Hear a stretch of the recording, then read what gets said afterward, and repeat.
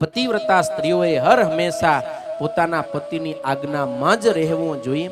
ઘણી બધી લાંબી વાત છે, પણ હવે હું તમને પોઈન્ટના રૂપમાં કહેતો જાઉં. એમાં સ્ત્રીઓને માટે આ ધર્મ ઉપયોગી છે.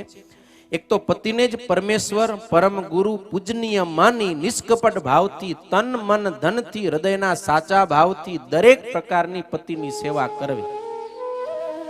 પતિ વિના પરપુરુષ એટલે કે સગા સંબંધી સિવાયના જે પુરુષ છે એનો સ્પર્શ પણ પતિવ્રતા નારીએ થવા દેવો નહીં.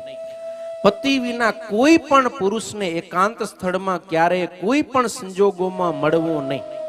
પતિની સાથે સદા સર્વદા નમ્રતાયુક્ત, વિનયયુક્ત મધુર વાણીથી સંવાદ કરવો. પોતાના પતિનો ક્યારેય અપમાન ન કરવું.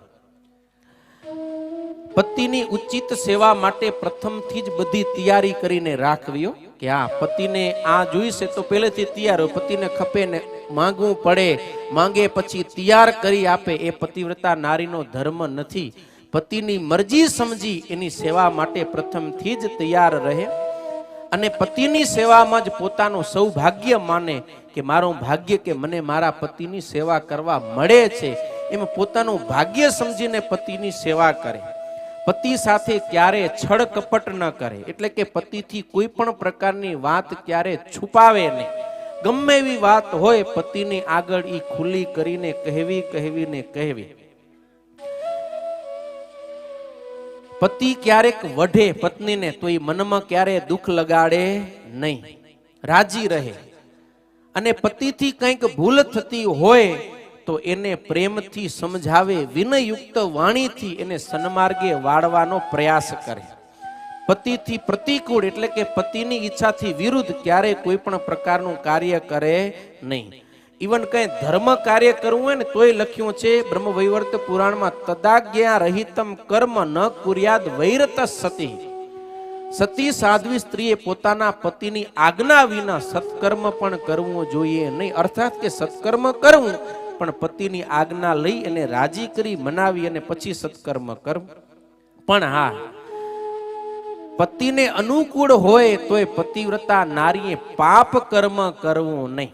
સમજો, ઘણા પતિ સન્માર્ગે ન હોય, ગેરમાર્ગે હોય, તો પતિને અનુકૂળ રહેવાની વાત આવી આટલી વારથી, તો પતિને દારૂ પીવો ગમે છે, એને પાર્ટી કરવી ગમે છે, ને ઈ પત્ની પતિવ્રતા હોય એને કે હાલ તું અમારા ભેગે, એમાં મારી ઈચ્છા છે, તો એ આજ્ઞા નથી માનવાની, શાસ્ત્ર ના પાડે છે.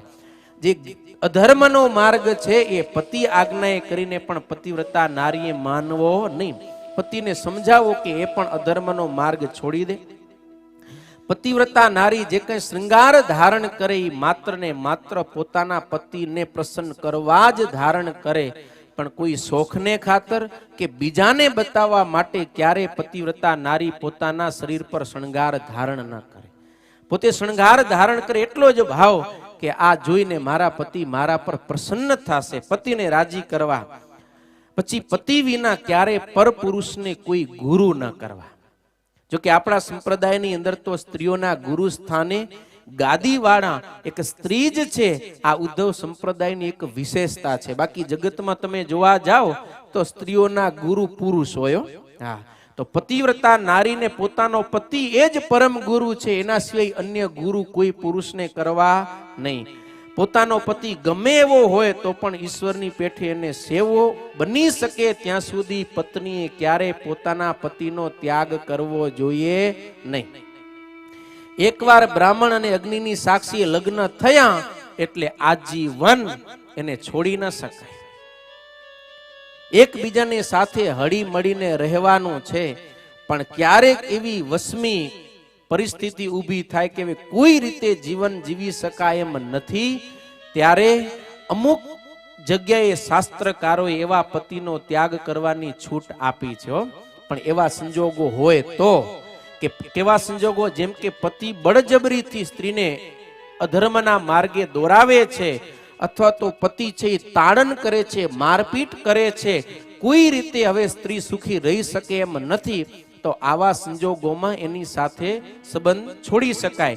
પણ એના સિવાય હાવ મામૂલી બાત હોય તો એટલું તો ગ્રસ્તાશ્રમમાં સહન કરી અને પતિ અને પત્ની આજીવન સાથે રહીને પોતાના ગ્રસ્ત જીવનને પૂરું કરવું જોઈએ. નાની નાની વાતમાં ક્યારેય છૂટાછેડા લેવા જોઈએ નહીં. થોડુંક તો થાય એ બધું સહન કરી જતું કરી અને આપણે આપણા સંસારને આગળ વધારવો જોઈએ.